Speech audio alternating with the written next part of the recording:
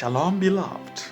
Our verse for today is the letter of St. John, chapter 1, verse 3, and it reads, "That which we have seen and heard will declare to you, that you may have fellowship with us.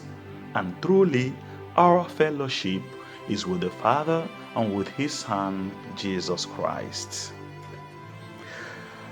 The beginning of the first letter of St. John has similarities with the beginning of the Gospel of John.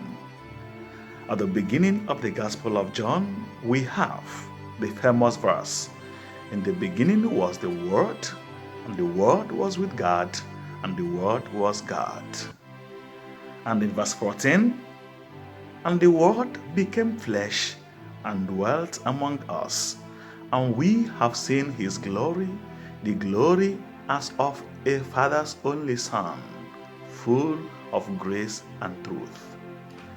We see here a witnessing. In the beginning was the Word. The Word was with God and was God, but took flesh and dwelt among us. And John tells us, we have seen Him. We have been with Him. We ate with Him. We touched Him. And now we testify. So also, the beginning of this first letter of St. John says, "That which was from the beginning, that which we have heard, which we have seen with our eyes, which we have looked upon, our hands have handled concerning the word of life." That is what we declare. It is not an empty testimony. It is a testimony based on true life experience. Both the Gospel and the letter of St. John tells us that our faith is not something empty, not out of a fiction.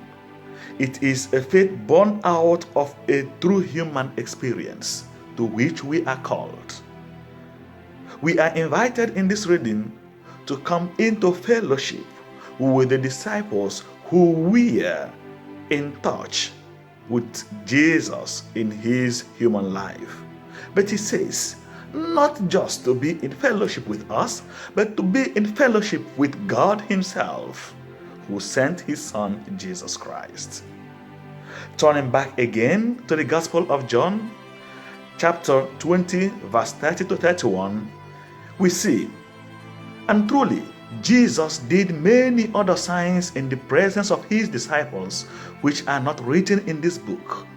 But these are written so that you may come to believe that Jesus is the Messiah, the Son of God, and through believing you may have life in His name."